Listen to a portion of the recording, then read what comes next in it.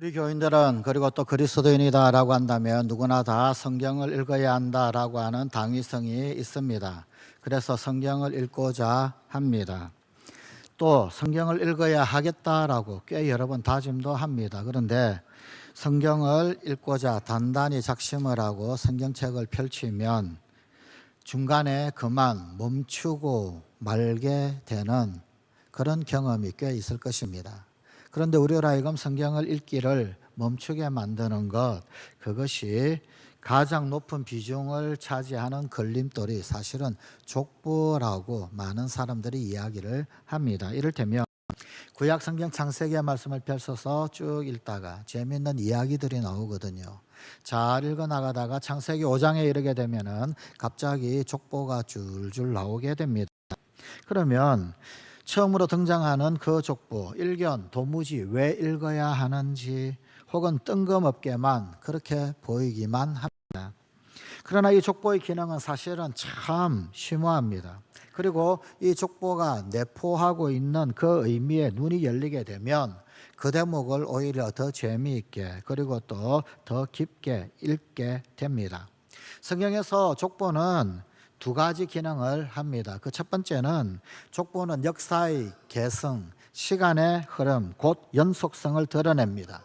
모든 것에는 대물림이 있더라라고 하는 것입니다. 그리고 두 번째로 족보는 후대의 그 어떤 사건들, 지금 현재 일어나는 그 어떤 사태들, 그것이 선한 것이든 혹은 악한 것이든 원인론적으로 어떤 규명을 해주는데 이 족보가 중요한 기능을 합니다.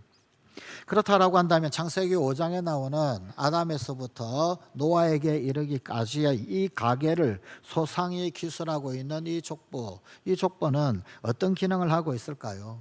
먼저 아담에서부터 노아에게까지 그간 오랜 시간이 경과를 했다라고 하는 것을 드러냅니다. 역사의 개성과 그리고 시간의 흐름을 드러내고 있는 것입니다.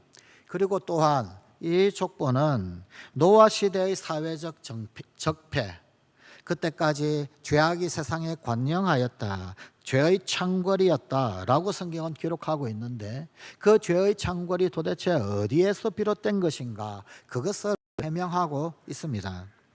아담의 10대 손 노아가 살던 시대, 그 시대는 그야말로 죄가 온 세상 가운데 가득한 그런 때였습니다.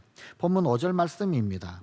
여호와께서 사람의 죄악이 세상에 가득함과 그의 마음으로 생각하는 모든 계획이 항상 악할 뿐임을 보시고, 또 창세기 6장 11절입니다. 그때 온 땅이 하나님 앞에 부패하여 포악함이 땅에 가득한지라. 어쩌다가 이런 지경이 되었을까요?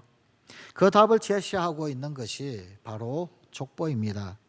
노아에서 출발하여 족보를 따라 거슬러 올라가게 되면 결국은 아담 하와까지 올라가게 되는데 그 아담과 하와의 원죄, 그 원죄까지 소급이 됩니다. 족보는 오르막으로 읽을 수도 있지만 또한 내리막으로 읽을 수도 있습니다. 다시 아담에서부터 족보를 내리막으로 읽어보게 되면 아담과 하와의 죄는 곧바로 이어서 가인과 아벨 사이의 살인으로 이어집니다. 단순히 죄가 커집니다. 그리고 후대에 내려가면 내려갈수록 더더욱 죄는 많아지고 점점 죄가 악독하게 확산됩니다. 그리고 이것이 눈덩이처럼 불어나서 노아 시대의 무법천지로 이어졌더라라는 것입니다. 노아 시대에 자행되었던 죄의 심각성, 이것은 하나님의 아들들과 사람의 딸들이 결혼하기에 이르렀다라고 하는 대목에서 여실히 드러납니다. 창세기 6장 2절입니다. 하나님의 아들들이 사람의 딸들의 아름다움을 보고 자기들이 좋아하는 모든 여자를 아내로 삼는지라. 여기에서 하나님은 거룩하신 분을 가리키고 사람은 거룩하지 않은 존재를 가리킵니다. 이러한 대조에 두 번째 대조가 또한 추가가 됩니다. 그것은 아들과 딸이라고 하는 대조입니다. 저 고대 문명의 배경 가운데서 아들은 귀한 것, 딸은 좀 비천하다, 이런 인식들이 고대 문명의 배경에는 깔려 있었습니다. 바로 이런 구별, 이런 대조가 또한 가세가 됩니다. 이렇게 사람에다가 딸까지 가세가 되었으니 사람에다 딸이니 이 도대체 얼마나 문제입니까? 결국 이런 수사학적인 대조법을 통하여서 하나님의 아들들로 묘사가 되는 경건한 사람들, 즉 신앙인들이 사람의 딸들로 묘사가 되는 경건하지 않은 사람들, 즉 비신앙인들에게 그들에게 홀려서 결혼을 하여 신앙을 잃게 되었다라는 사실을 아주 선정적으로 폭로하고 있는 것입니다. 이것은 영적으로 시사하는 바가 아주 큽니다.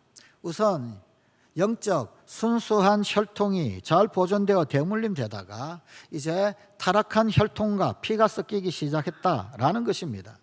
나아가서 이로써 천상의 질서와 그리고 지상의 이 인간적 질서 사이를 분명하게 갈라놓았던 더 포괄적인 창조 질서가 무너져 버렸다라고 하는 것을 의미합니다. 즉 창조주와 피조물 사이의 그 위계가 허물어져서 수능은 종식되고 역행이 창궐하였더라 라고 하는 것입니다.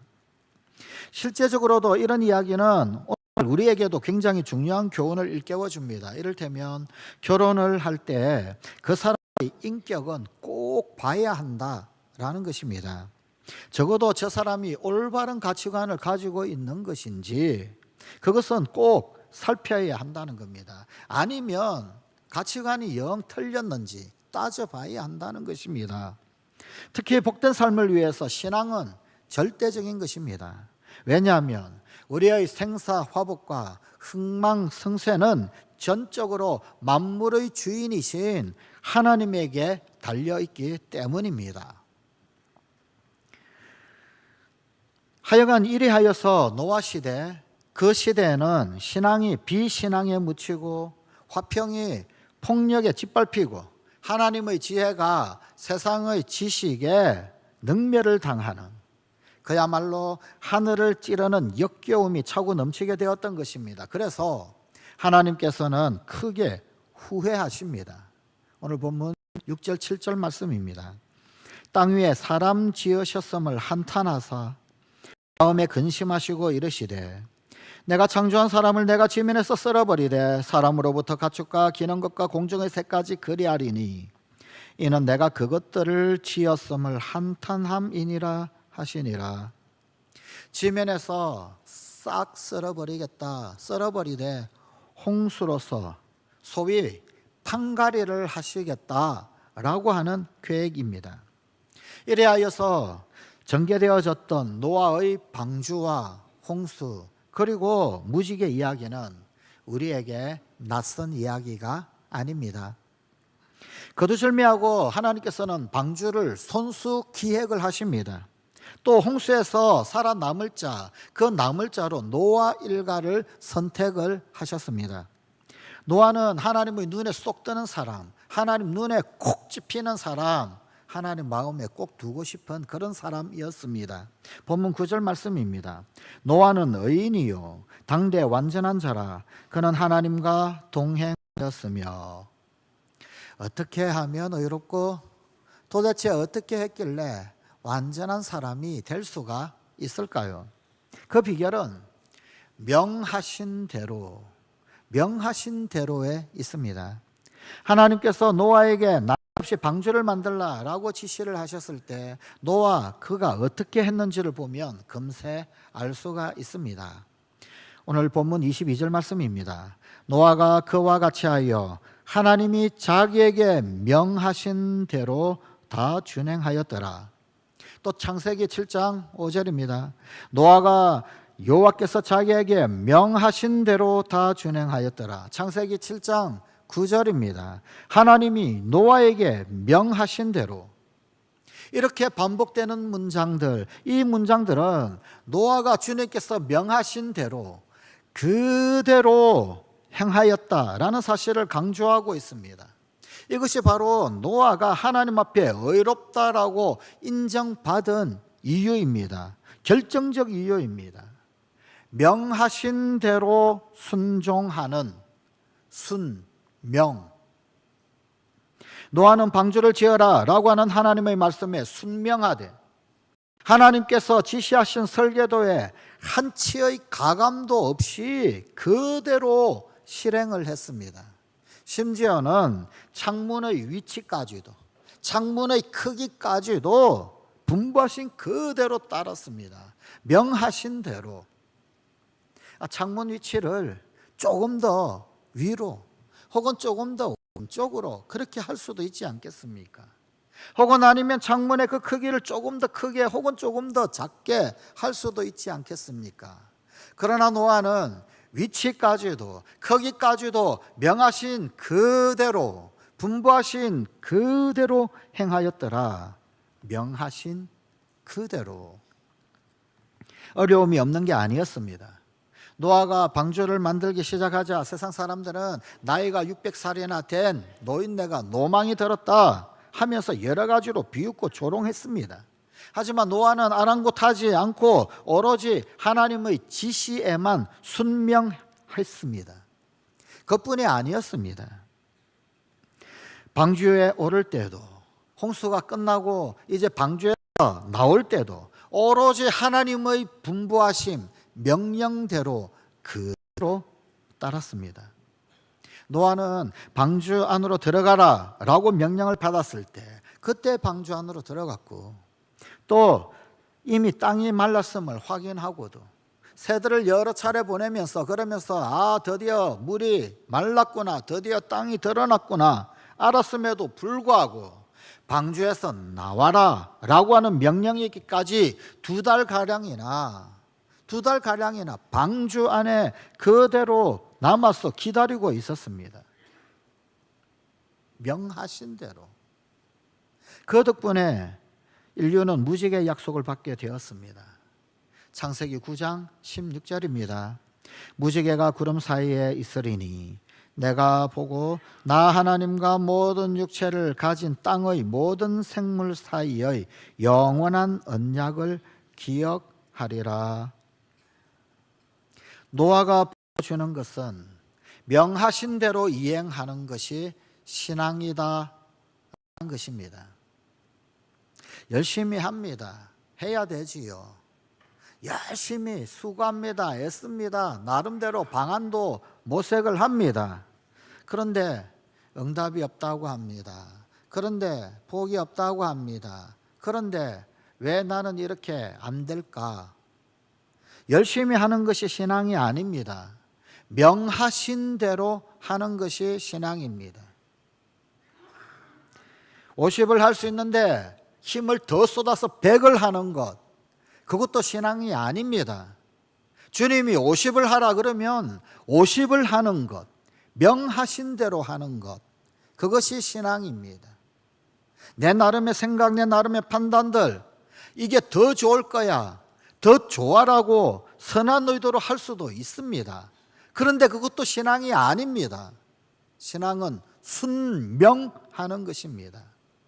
명하신 대로. 왜 응답이 없습니까? 왜 안 된다고 합니까? 왜 지지리도 복이 없습니까? 명하신 대로가 아니기 때문입니다. 나름의 수고요, 나름의 열심이요, 나름의 땀이기 때문에 그러합니다. 하나님께서 명령하신 대로 하는 사람, 그가 훌륭한 믿음을 가진 사람입니다. 주님의 마음에 드는 사람입니다. 자꾸 핑계대고 유보하고 다른 이유 대고 혹은 아니면 나름의 생각대로 열심히 하는 행위는 주님이 반기시는 일이 아닙니다. 명하신 대로 즉시 이행하는 우리 성공 가족들이 되십시다. 그러면 반드시 하나님 눈에 들게 되어 있습니다. 노아가 하나님 눈에 콕 들었듯이 하나님 눈에 들게 되어 있습니다. 하나님 눈에 들면 무슨 일이 생깁니까? 기막힌 일이 생깁니다. 무지개도 보고 아름다운 것들, 좋은 것들 다 보고 누리게 되는 것입니다. 노아 시대의 홍수를 신약 성경의 말씀은 세례의 예표로 해석해 줍니다. 베드로전서 3장 20절 21절입니다. 그들은 전에 노아의 날 방주를 준비할 동안 하나님이 오래 참고 기다리실 때 복종하지 아니하던 자들이라. 노아의 홍수 때 다 물에 썰려 내려가 심판을 받은 자들, 그들을 뜻합니다. 방주에서 물로 말미암아 구원을 얻은 자가 몇 명뿐이니 겨우 8명이라. 물은 예수 그리스도께서 부활하심으로 말미암아 이제 너희를 구원하는 편이, 이 물을 심판하고 싹쓸이하고 없애버리는 것에 중점을 두고 관심을 둔 것이 아니라 구원하는 표, 물로 구원하는 것에 관하여 더 관심을 기울이고 있는 게 신약성경 베드로전서의 해석이더라라는 말입니다. 곧 세례라.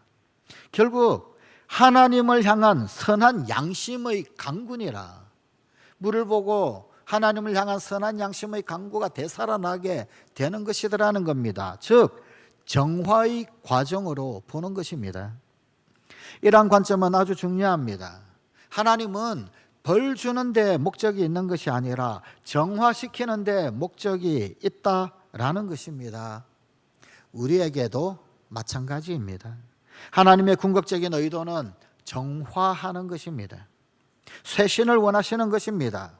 그런데 이 쇄신을 꾀함에 있어서 어떤 경우에는 조금 다른 부분, 조금 모자라는 부분, 그것 적당히 바꾸기만 하면 되는 경우가 있습니다. 그러나 또 다른 어떤 경우에는 아예 판을 완전히 엎어서 새롭게 갈아치우고 바꿔야 하는 그런 경우도 있습니다. 여기 노아의 홍수 시대는 바로 판갈이에 해당이 됩니다. 이런 의미로 볼 때 이 홍수는 재창조라고 하는 말로 바꾸어서 이해를 할 수가 있습니다. 하나님은 죄로 물든 세상을 정화하기 위하여서 홍수를 내리셨습니다. 이 정화의 심판이 끝나자마자 하나님은 스스로 후회하시면서 다시는 사람의 죄 때문에 땅을 심판하지 않으리라 결심하셨습니다. 그리고 무조건적으로 노아와 은총의 계약을 맺으셨습니다. 여기서 재창조가 이루어집니다. 무지개가 뜨고 거기에 창세기 1장에 나왔던 그 두 가지 축복의 내용, 그 축복의 내용들이 다시금 반복되어 나옵니다.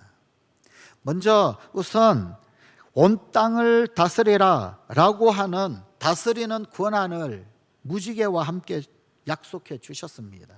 창세기 9장 1절, 2절, 7절입니다. 하나님이 노아와 그 아들들에게 복을 주시며 그들에게 이르시되 생육하고 번성하여 땅에 충만하라. 땅의 모든 짐승과 공중의 모든 새와 땅에 기는 모든 것과 바다의 모든 물고기가 너희를 두려워하며 너희를 무서워하리니 이것들은 너희의 손에 붙였음이니라. 너희는 생육하고 번성하며 땅에 가득하며 그 중에서 번성하라 하셨더라. 어디선가 많이 본 그런 축복 아닙니까? 사실 이것은 창세기 1장 28절에 태초에 하나님께서 주셨던 그 축복이었습니다. 그 축복의 회복이었습니다. 하나님이 그들에게 복을 주시며 하나님이 그들에게 이르시되 생육하고 번성하여 땅에 충만하라. 땅을 정복하라. 바다의 물고기와 하늘의 새와 땅에 움직이는 모든 생물을 다스리라 하시니라. 그 다음 두 번째로 먹으라라고 하는 축복을 또 허락하셨습니다. 창세기 9장 3절입니다.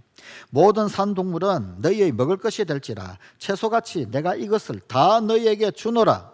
이것 또한 창세기 1장 29절 30절의 축복의 회복이었습니다. 하나님이 이르시되 내가 온 지면에 씨 맺는 모든 채소와 씨 가진 열매 맺는 모든 나무를 너희에게 주노니 너희의 먹을거리가 되리라. 또 땅의 모든 짐승과 하늘의 모든 새와 생명이 있어 땅에 기는 모든 것에는 내가 모든 푸른 풀을 먹을거리로 주노라 하시니 그대로 되니라.